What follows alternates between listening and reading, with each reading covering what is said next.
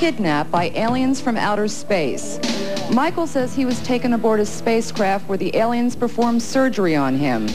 Pat remembers seeing half-human, half-alien children during her close encounter. And Cindy says she has physical evidence that she was abducted by aliens. Later, 3 prominent UFO researchers, including a Harvard psychiatrist, will be here to back up their stories. They also believe what many of us find unbelievable, that UFOs really exist. First, please welcome Michael and Pat. Nice of you to come. Good of you to be here. Michael, let me start with you. You say you were abducted by aliens. How did you remember that experience? Well, it initially came out under hypnosis, and I really had no remembrance of it before that. Before you went through the hypnosis? That's right. And this happened about 20 years ago? The original experience did, yes. And what happened to you during that experience? I was driving home. It was very late at night. This was in Maryland, and I lived in Baltimore. My girlfriend lived in Frederick, about 40 miles away. And it was very late at night, and on my way home, I saw lights coming down in my rearview mirror following my car. And they didn't come from up above like it was a car coming over the horizon. They came out of the sky. And the next thing I remember, my car was ripped off the side of the road. I thought I was going to crash. The car skidded to a stop. I don't remember hitting my head. I think I must have, though, because I do remember staggering out of the car. And there was a bright light similar to one of those in my eyes. And the next thing I remember was standing next to the front of my car, and there were 5 little guys there. Actually, 4 of them were standing. One of them was digging in the ground with something. And at that point, I was terrified. The eyes are something that you'll never forget. If I can say something right up front, this was not a fun experience. At no time in my life have I ever been more terrified. And once you look into the eyes of these beings, whatever they are, you will never forget it. And it changes you forever. It changed your life forever? Once I remembered, yes. All right, because there are people who think this is the ultimate great adventure, being abducted by aliens, and you're here to say that it's not. No, it's not. All right, did they take you someplace? I was taken into this craft. I assume it's what was following me. I never saw that object that was on the ground actually flying, but I assume it was a flying saucer. They took me inside. At one point, I remember I was on this sort of operating table, and they did all kinds of experiments and things to me. What did they do to you? At one point, I was lying on my stomach. I had no clothes on, and I felt my back being opened up. I felt one of them sort of picking at my spine. There was no pain, but I could feel the vibration coming from inside. There's no scar. The thing that they did that I really found just unbelievably humiliating is they put this thing, it was similar to, well, it was just some kind of a metallic-looking tube over my genitals. And it made me have an orgasm in about 2 seconds. And it was not fun. All I can tell you is that I know exactly how a woman feels when she's raped, because that's the kind of degradation and humiliation I felt. Okay, now you didn't remember this experience at all? Well, once I underwent the first hypnotic regression, I started remembering other things. And I asked for it to be possible that I should remember everything that I would come up with. It took me about 2.5 years to undergo 4 sessions. I was devastated after each one. I couldn't go back. Why were you devastated? It was a lot to deal with. You have to understand that this was the mid-'70s. The Close Encounters hadn't come out yet. In fact, when the movie came out, I was there with my wife looking at it saying, no, they got it wrong. They didn't look like that. And there was nobody I could talk to. What about you? How did you feel about it? Did you think you were crazy? I still think half of me is crazy. Why? I don't know how it can be real, and yet I don't have an explanation as to how it's not. Did you go to doctors after Yes. after you found out through hypnosis? Fortunately, I did. I took polygraph tests. I had all kinds of psychological profile tests done on me. I had an orthopedic surgeon examine me, and essentially they all came up with the same conclusion, and it wasn't one that made me very happy. It was not my imagination. It was not something I concocted. I was not lying. It was something that happened that was just incredibly traumatic, outside of the normal realm of my everyday experience. They were not willing to say, yes, these little green Martians came down and took you away, but they had no explanation as to what it was. But they said something real clearly happened to you because you were showing symptoms of post-traumatic stress syndrome? Right. Well, something clearly happened to me. There's no doubt about that. And does this drive you, I mean, does this torture you? Only when I think about it. All right, Pat, I saw you nodding over there because this is something as recently as 2 years ago, it's my understanding. You went through an abduction by aliens. Right. What happened to you? Well, I was lying on my bed around 9 or 9:30. I had a headache, and it seemed to move into my eye. After a while, I became aware of this blue beam coming down from the sky. It was about 25 feet from my home. I got so scared. I was so scared. I ran downstairs and ran out the front door, and I looked around the street, and I wanted to find help. And down at the end of the street, there were 3 police cruisers with their headlights on. They had pulled onto some vacant land, and they had their headlights aimed at my home. And they were standing outside of the cars in a little knot, maybe 5 or 6 men. They were all holding flashlights, and no one was moving. I mean, even the flashlights didn't move. I started to move toward them, and just watching them not moving just scared the wits out of me. It was surreal? It was surreal. There were no birds, no toads, no, I mean, it was springtime. Usually there's a lot of noise at night. I was the only thing that moved.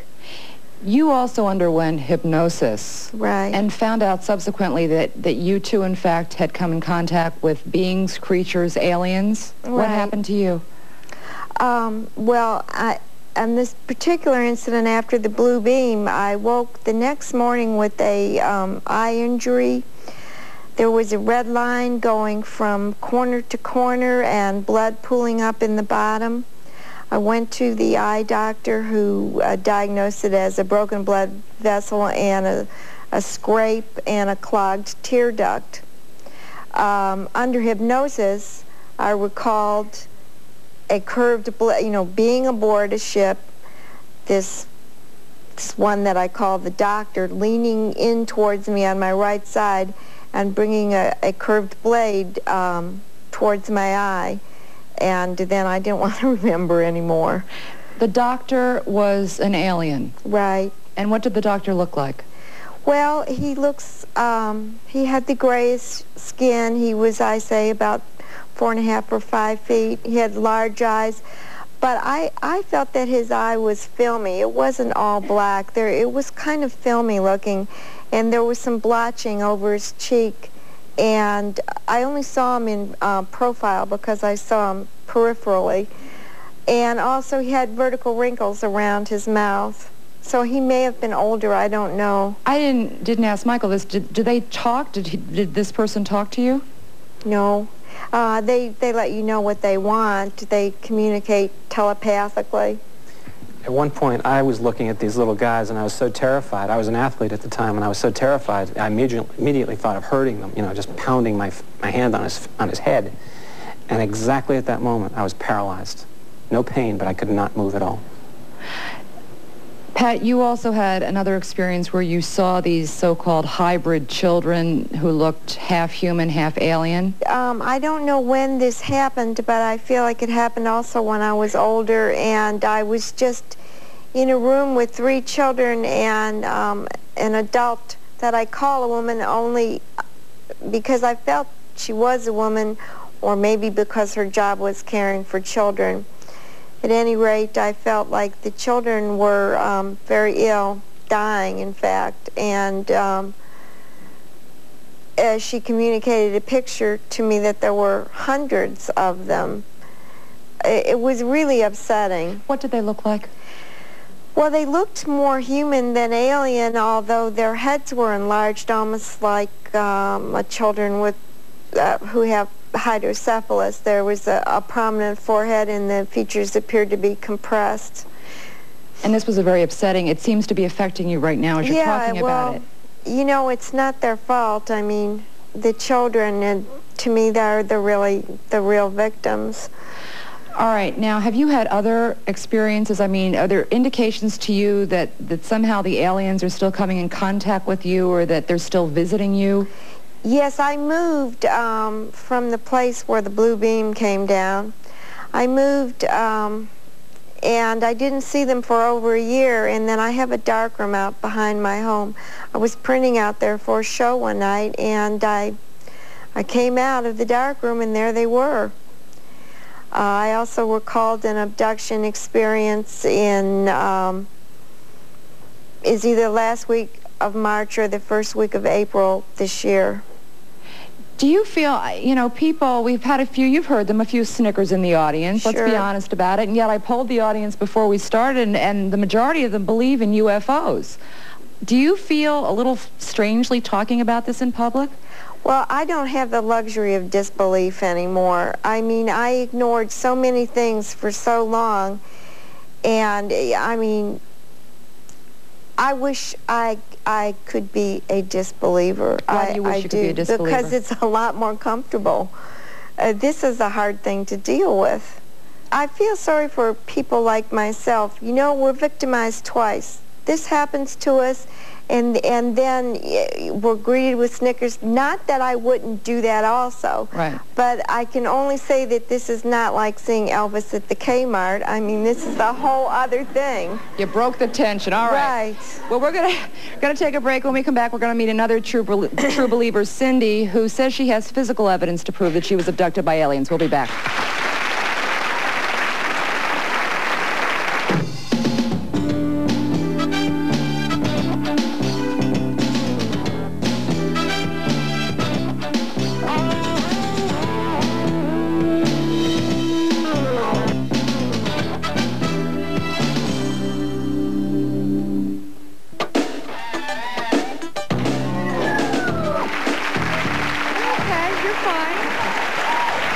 We're back talking with people who say they've been abducted by aliens, and joining us now is Cindy, who says that she too discovered through hypnosis that she was taken aboard a UFO by aliens. Did this happen when you were very young?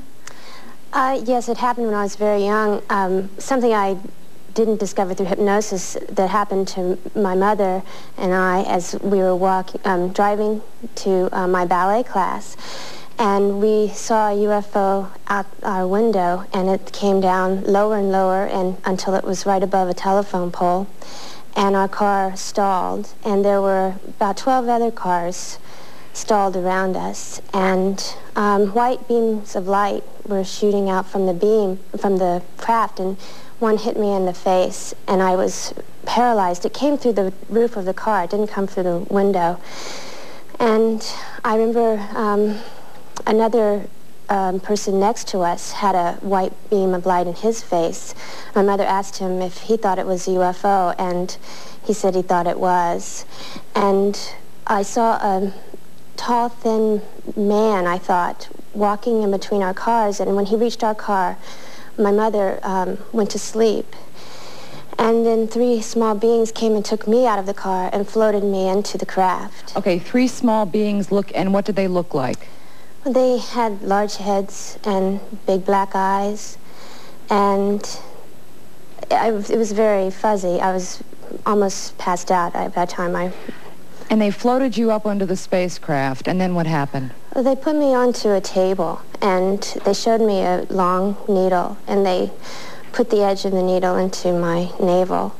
And then they floated me back down to my car and shut the door on my back, and my mother woke up, and we continued on to my ballet class. And when we got there, my class was nearly over. I had missed an hour of it. And my mother called the FAA to report the craft, and other people had called also, and including a lieutenant colonel from the Air Force.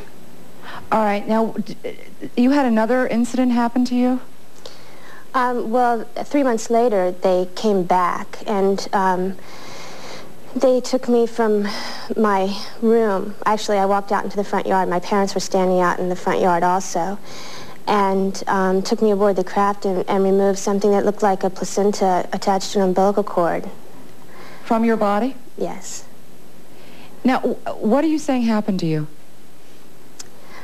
Well, I can only speculate that they must have put something in me to, I think they You feel you were impregnated artificially me. inseminated? You Yes. feel you were impregnated by it? Yes. And they were As harvesting... crazy as it sounds. Well, a lot of things sound crazy. A lot of things are inexplicable. Doesn't mean they don't happen. But you're saying you feel that you were somehow impregnated and they were taking the child? Yes. Well, as 3 months into the pregnancy. All right, now, do you tell people this story? Do you share this story with people? I do share the story with people. I think it's a very important thing to share. Also, I know that it happens to so many people, and if I had thought that I was alone in this, it would have been very difficult. And I am still searching to this day for other people who were there in the intersection with me, and possibly the lieutenant colonel who saw what I saw. Okay, but are you generally greeted with skepticism from people? Do people... Yes, but it's surprising how many people do believe this, because... Oh. Yeah, I mean, I talked to the audience during the break, and how many of you in the audience believe these stories? A lot of you do. And Yeah. I'm not trying to convince anyone that it's No, true. we understand. Yes. No, but you have to understand also that according to a Roper poll, I think nearly 4 million Americans say that they've had a similar experience to you folks. So, I mean, you're not talking about a small number of people. How has this changed your life? I would assume that it has. Well, I think about it every night when I go to sleep, because recently I became engaged and I live with my fiancé, and now they're visiting us together, and he woke with an incision scar on his back about 2 inches long. So I know it's still happening, and it concerns me about having my own children, but through help of friends and people I know, I'm getting through it. Okay. I just wanted to know, how long was it from the time you had the experience until you were able to remember it? You're talking to me? Yeah. It was about 5 or 6 years, I think. So you didn't remember anything in between that time? To be fair, the only thing I do remember was the feeling of this one particular stretch of road that used to scare me to death for no reason. Okay. Let me ask you, Cindy, I didn't ask you about the physical evidence that you claim to have sustained from one of these abductions. What did they do to you? Well, the first abduction I remembered without regression hypnosis. Also, I was taken aboard a craft, and they showed me a small BB, and they told me they were going to put it in my nose because they had 2 tubes going from my nose to my feet, and that it would not hurt. But they took an instrument and put the BB on the end of it and punctured the soft palate of my mouth, and it hurt very badly, and blood spurted onto my gown that they had given me, and I still have those puncture wounds in my mouth. Which have never been explained by a doctor? He asked me what I put up there, because it has scar tissue around it, so it was obviously done after birth. Okay. Doesn't it just seem suspicious that you only remember a lot of it under hypnosis, and that maybe you're repressing something else that happened, some kind of abuse or something like that in your childhood or something? That is a theory that's been proposed, that this is a mask for sexual abuse that happens, and this is the way those memories come forth, and that's what you're saying. Anybody have an answer to that? My experiences were not sexual, so that, you know, and no one's tortured my eye in my childhood, so that You don't pretty find much that flies plausible? out the window. Anybody else have an answer? No?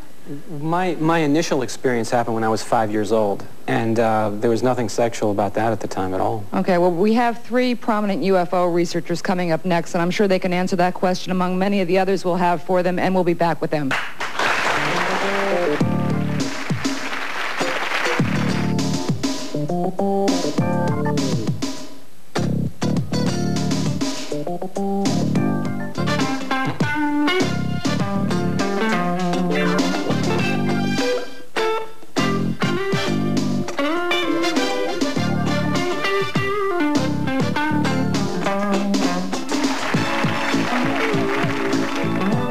And we're back now talking about UFOs and alien abductions, and we welcome 3 of the top researchers in the field.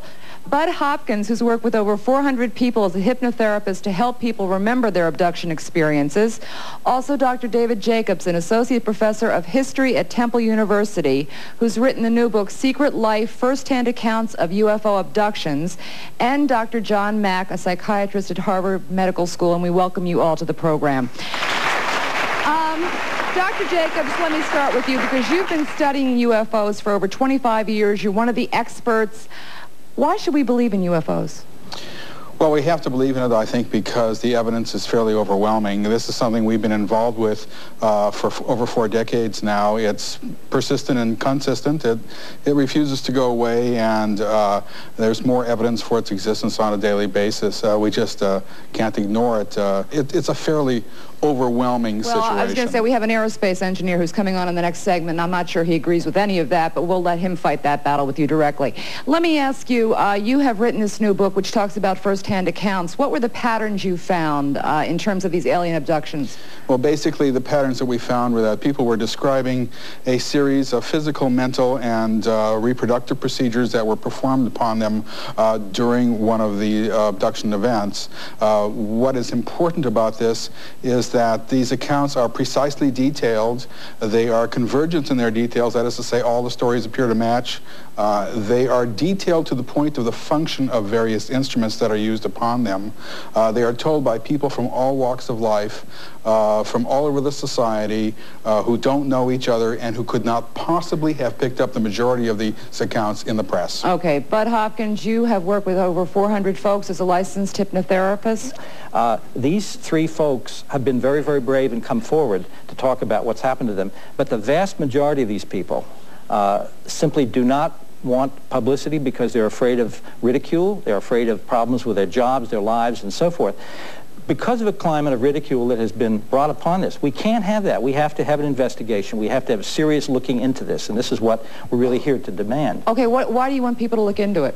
Because it is the most important event in all of human history, if it's true. And I have no doubt whatsoever that it is true. All right, Dr. John Mack, you're a Harvard psychiatrist. Do you think it's true? Do you think it's the most important event in human history?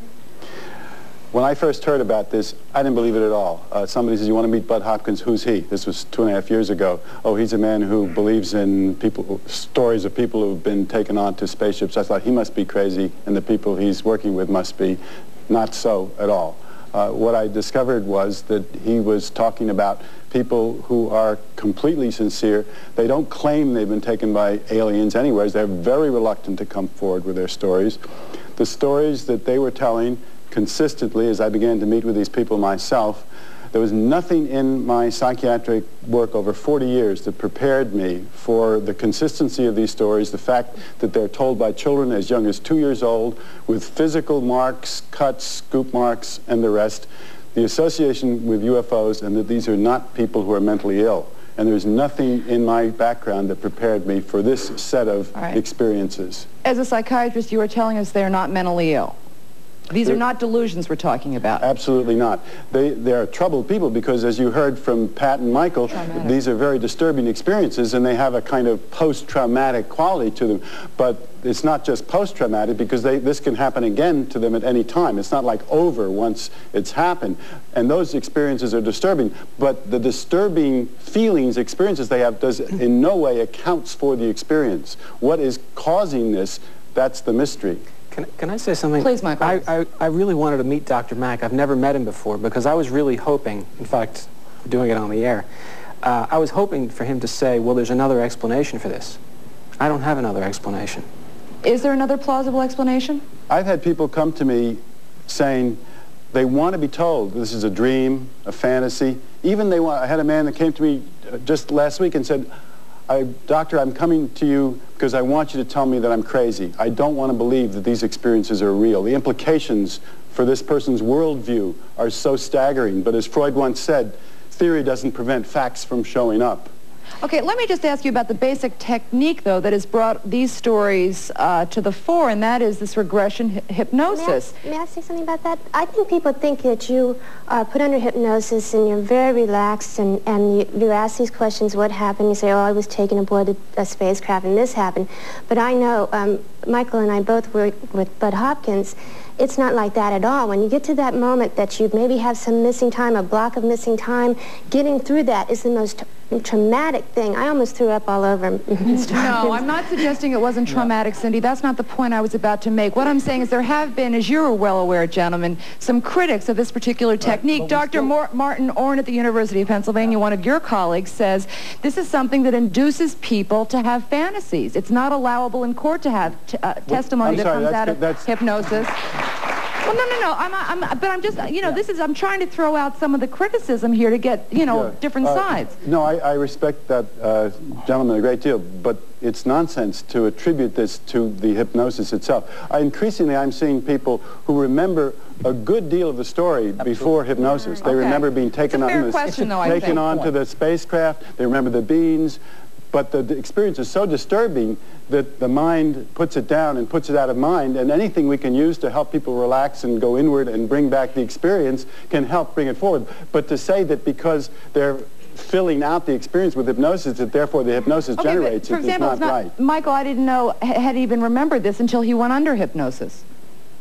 That's right. He remembered a terror of a certain stretch of highway. A particular incident. I had no way of knowing exactly what it was about, though. See, I think the most important point to realize is that at least 25% of the recollections of abduction experiences have nothing to do with hypnosis. They're remembered absolutely straightforwardly. Flat out. And they match exactly what the other 75% that come out under it. So hypnosis has never been an issue. Okay, Pat. I wanted to say something about being hypnotized. I worked with Bud also. It's not like you are a mindless zombie and someone is just dropping ideas into your head. You begin with an incident you have a partial memory of, and under hypnosis he'll say, where are you? Do you see anything? Are you alone? You supply the answers, and I felt like I could get up and leave the room if I wanted to.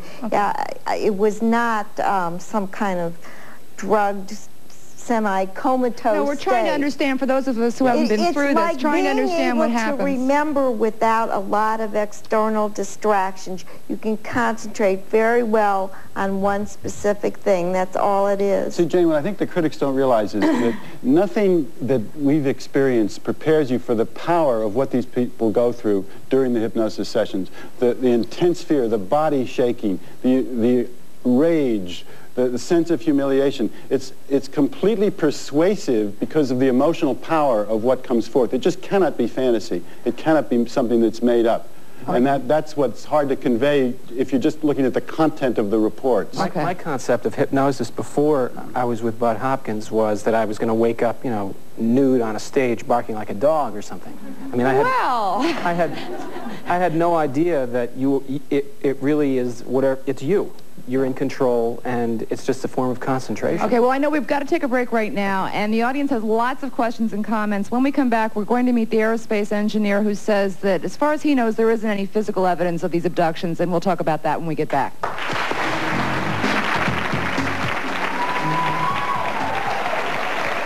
Back now and joining our discussion on UFO abductions is a man who definitely is not a believer.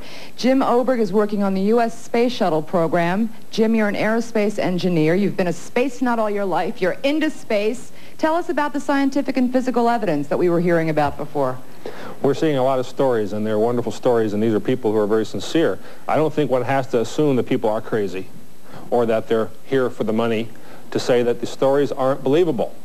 The stories are unbelievable because these kinds of stories, the kinds of accounts we're hearing, are really very familiar from hundreds of years and thousands of years ago of encounters with strange creatures, whether they're ghosts, or whether they're witches, or whether they're goblins. Now the mythology we have around us these years, are the space aliens.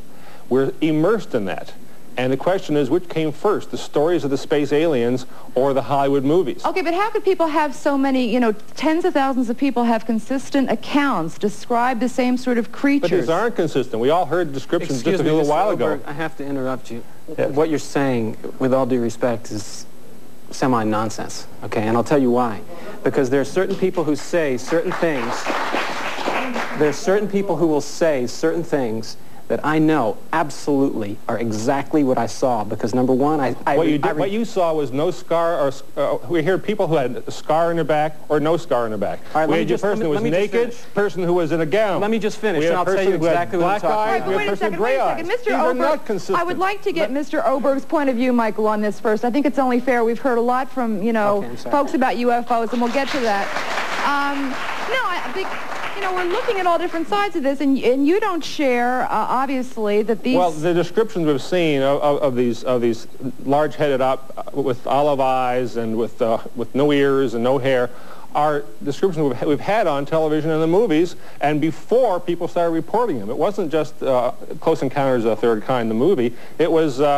well, the picture I was showing you, which you can't show on television because of copyright, Twilight Zone, 1962. So he shows it. I can't believe it. Okay. You can't show it, but I can hold it up because this is a guy with olive eyes, no nose, no mouth, no ears, no hair, 4.5 feet tall, who kidnapped Andy Devine on the third session of... Okay. All right, now wait a minute. Twilight Zone. What I want to ask about, though, from your perspective as an engineer, you've been close to space, you work in the space program, is there scientific evidence?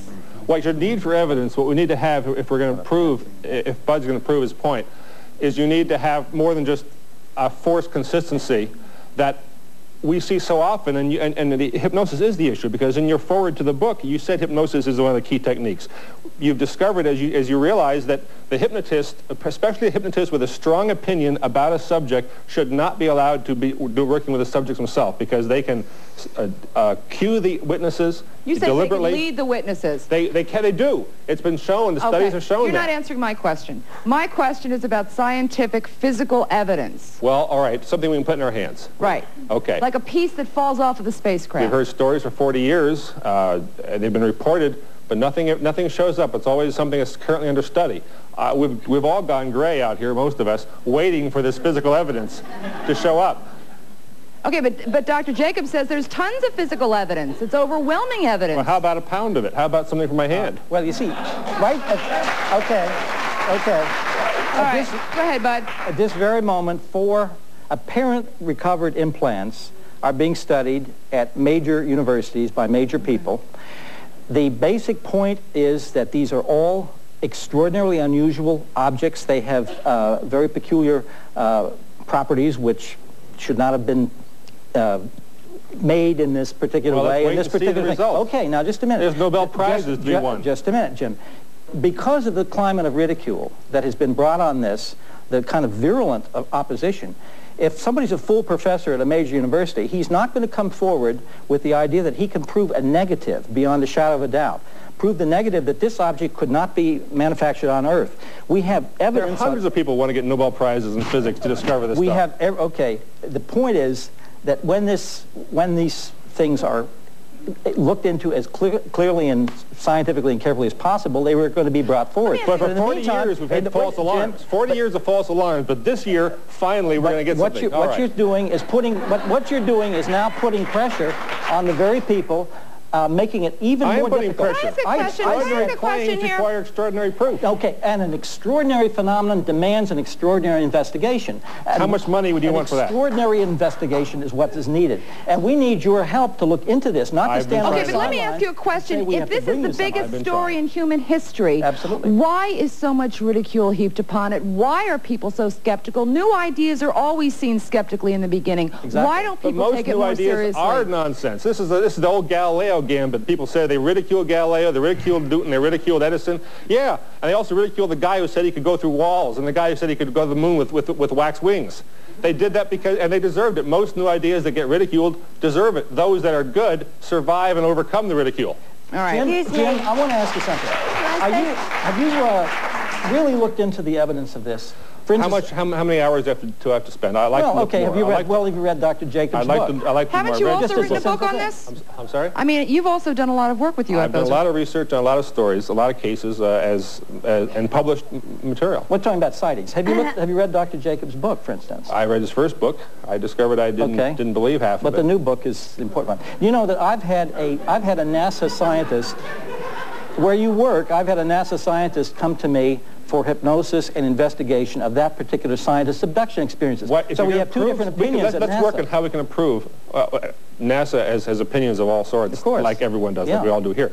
The kind of stuff we have to get, the evidence that has to be persuasive for this kind of claim, is material, and I look forward to seeing these reports, is evidence, is informational. We've had stories about contacts where people have given information. Pat, go ahead. About the ridiculous ideas.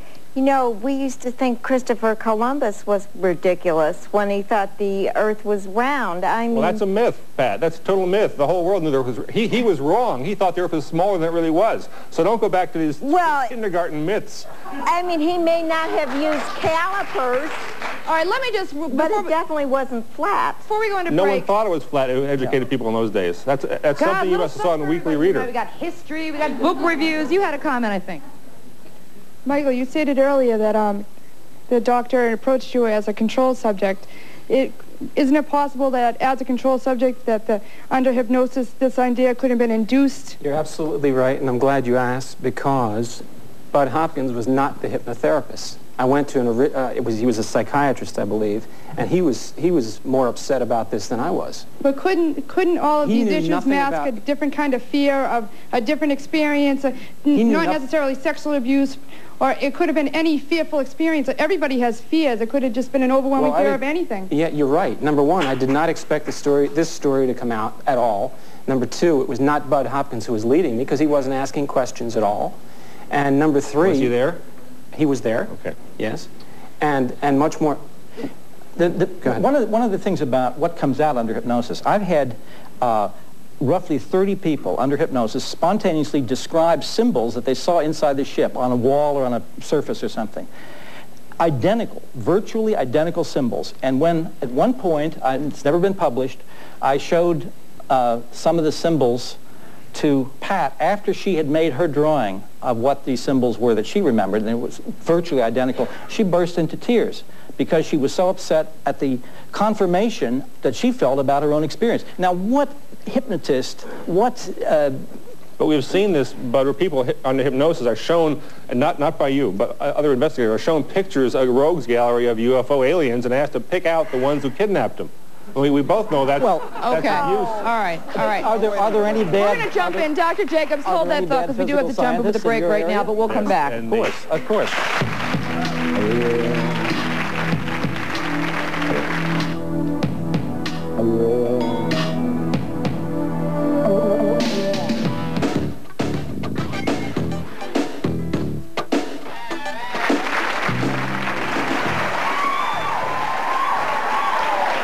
Talking about UFOs and abductions by aliens, and you have a question or comment? Yes, I was wondering, has there ever been a large group, more than 1 or 2 people, that have sighted these UFOs? As a group, collectively, you mean? Mm-hmm. I have at least 2 cases with 7 people each, and there are many with 5 and 4 and 3, and they all remember exactly the same thing. Okay, why do you ask that question? I was just wondering if maybe there was a party, and somebody showed up at a party. Yeah, book them for your prom. I can see it now. Okay, go ahead. I was just wondering if they could tell me, do you believe that you're chosen, or do you think that there's a reason you were picked to be taken into this kind of... Very good question. Have you gotten a sense that it's arbitrary? Is there a pattern? There is a pattern, basically, to these events. It seems to be random on a larger scale, a geographic scale, and a demographic scale, except that we do find a fairly strong intergenerational aspect to this. That is to say, if one is abducted, there is a stronger possibility that one or both of one's parents were abducted as well. So it runs in families? It appears to run in families. That's a fair question. Yeah. I just want to emphasize a couple things, okay, because you bring up some good points. I've never read a UFO book. I don't read the material. I haven't read my own story in Bud Hopkins' book, In Missing Time, okay? There were no UFO movies that I had seen. In fact, it was long before Close Encounters came out. When you show me that picture of that Twilight Zone creature, it does nothing to me. When I hear Pat say a very particular thing in a very particular way, like she calls this one guy the doctor, it brings tears to my eyes. Why is that? I'm not nuts. Trust me, I'm not. I'm nuts, and I don't think anyone should say that. Anyone who does, I will stand by and say you're not either. But your experience may be more common, but less related to aliens than we may think. What do you suggest?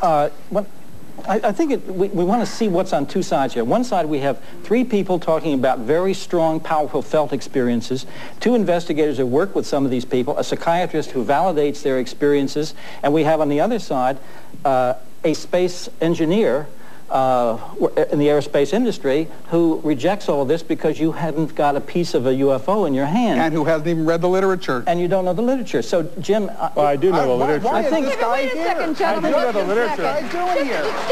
Excuse me. Just let me make this point. I can appreciate what you're saying about not holding these people up to ridicule. We're very glad that they're here to share their stories. Nobody's here to judge their stories. On the other hand, healthy debate and dialogue, I mean, people have to... hear what they're going to believe in. Whitney Streamer's read it, and he doesn't believe it either. Listen. Jacques Vallée doesn't believe it either. They're within the UFO movement. Why is the whole scientific community so not talking about this, Dr. Jacobs? Well, first of all, that's a very complicated question about the role of the scientific community in studying this phenomenon over the years. Suffice it to say that the scientific community abrogated its responsibility to study the subject in the late 1940s and early 1950s and never did after that. You're reading from a book, it sounds like. Okay. I think this kind of debate, which is healthy in a way, but it's also preventing us from getting on with what these powerful experiences that are happening to so many hundreds of thousands, if not millions of people, what does this mean for this culture? A lot of the people who have these experiences, actually, when they face up to them and when they really go into it deeply, grow as human beings. Do you know what it means? I don't know what it means, but it certainly means something that could be maturing for us as a species if we faced up to it. All right, I agree with that. We've got to take a break. We'll be back.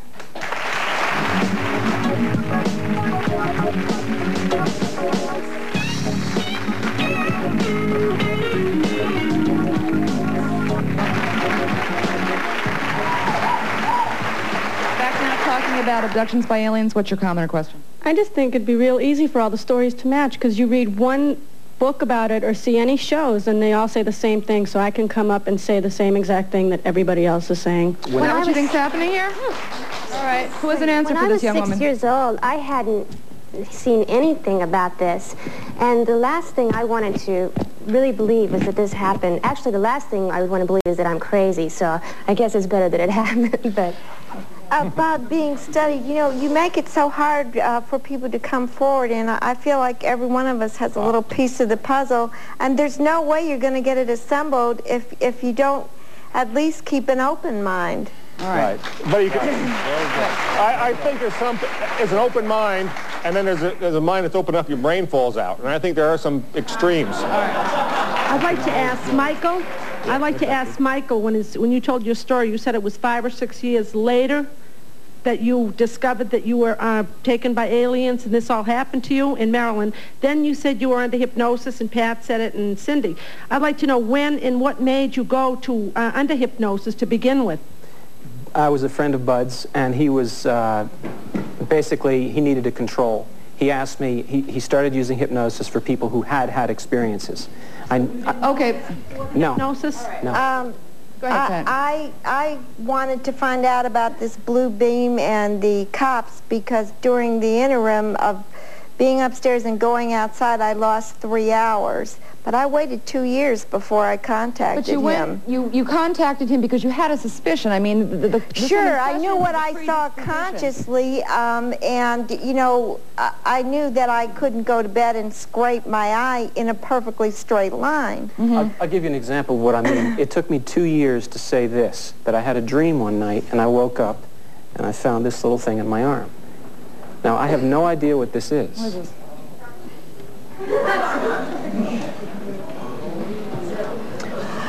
It looks like it could be a mole.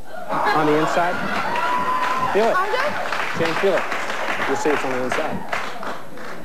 And you don't know where that came from? I just knew that I woke up, I had a bad dream about these things one night, and I knew immediately to look at my arm. Did you have a dermatologist look at it? I've had nobody look at it, no. But it took me 2 years to even mention it to anybody, and this is recently. Okay, we're going into another break. We'll be back.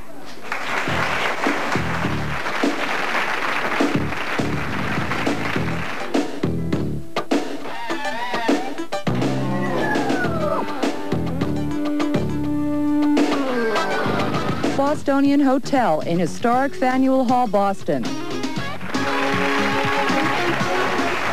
lot of people, not a lot of time. with the proliferations of video cams that everybody seems to have in this country over the last 5 years, why hasn't anybody gotten even a shred of any kind of UFO or aliens or you know, because all these people have witnessed this stuff. I just wondered, someone must have grabbed a video camera somewhere. There are many, many videotapes showing purported UFOs, some up close, relatively speaking, to what we've had before. They're being analyzed by Dr. Bruce Maccabee, who's an optical physicist who works for the Navy Department, does this on his own privately. Many videotapes.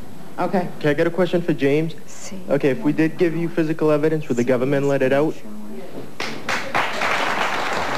There are 185 governments in this world, 185 governments in this world. How they can't agree on anything. So how come they all agree on keeping the secrets? The U.S. is not the only country allegedly where it's happening. All right. We're going to have to let it end right there. We're out of time. I want to thank all of our folks up on the set, fabulous guests, our audience here for joining us. We'll see you back here next time. Until then, have a great day. Take care.